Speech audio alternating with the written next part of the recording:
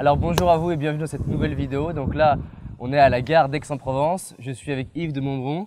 On s'est rencontrés un peu par hasard. Il m'a contacté, il m'a dit tiens, je suis sur Aix, toi aussi. Et si on se rencontrait? Et on s'est dit on pourrait vous faire une petite vidéo sur un message positif.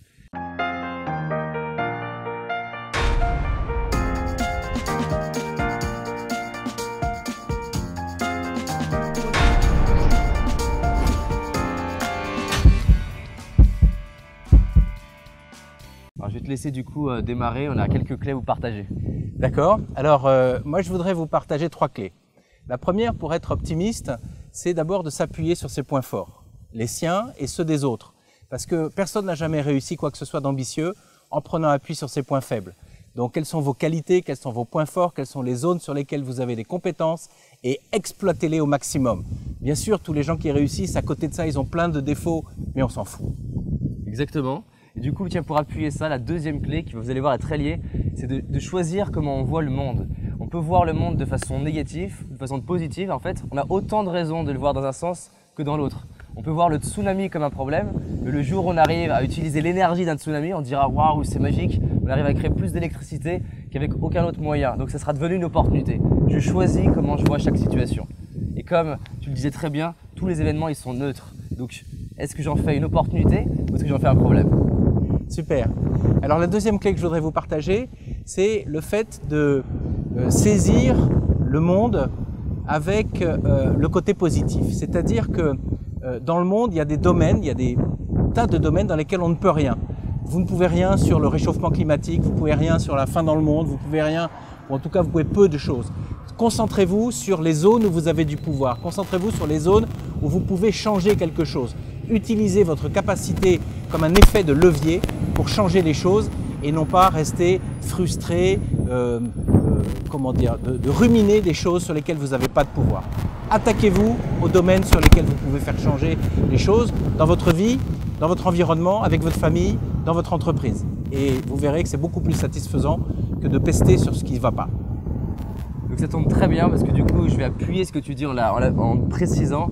Tu dis de changer les choses, donc ça veut dire un truc, c'est-à-dire de passer à l'action.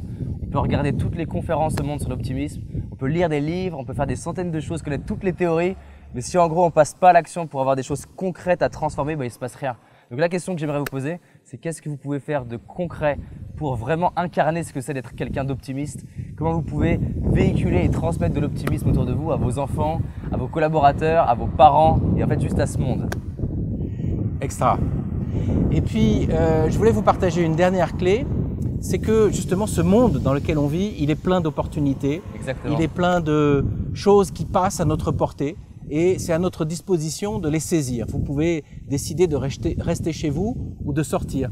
Vous pouvez décider d'accepter une invitation ou pas. Vous pouvez décider d'aller à la rencontre des autres ou de rester renfermé sur vous-même. Chacun d'entre nous, nous avons eu des bifurcations remarquables dans notre vie parce qu'on a fait des rencontres, parce qu'on a accepté une invitation, parce qu'on est allé au-delà de notre zone de confort. Et c'est ça qui fait que… Avec cette vidéo d'ailleurs. Avec cette vidéo en particulier. Et c'est ça qui fait qu'on a des possibilités, des champs d'action totalement incroyables. Et votre vie, je peux vous le dire, va vous surprendre parce que vous ne savez pas de quoi elle sera faite puisqu'elle est pleine de pépites potentielles. C'est à vous de les saisir. Et tiens, pour terminer sur l'idée d'observer, de voir et d'aller chercher les opportunités, le meilleur moyen d'avoir des opportunités, c'est d'être une opportunité pour les autres. Il y a beaucoup de gens qui se demandent mais pourquoi j'obtiens pas ce que je veux, pourquoi j'arrive pas à avoir la valeur. Des gens qui me disent mais comment je peux avoir une augmentation au travail? Mais pour moi la question elle est dans l'autre sens. Comment je fais pour apporter de la valeur aux autres? Comment je fais pour que ça soit juste évident que les gens ont envie de participer dans ce voyage avec moi? Et donc c'est pour ça, la question c'est comment j'apporte plus de valeur aux gens que j'ai autour de moi, à ma copine, à mes collaborateurs, à mes clients, à mes fournisseurs, à mes partenaires, au monde. Et à partir du moment où j'apporte de la valeur et que je remplis les vides du monde, en utilisant mes talents d'ailleurs, et ben c'est obligatoirement je vais réussir parce qu'en fait, je suis une opportunité pour les autres. Donc vous pouvez marcher en vous disant « je suis une opportunité » et ça peut faire une énorme différence. Le monde appartient aux optimistes et le meilleur est à venir, il ne dépend que de vous. Merci à vous, partagez la vidéo et on vous dit à bientôt. Au revoir. Salut.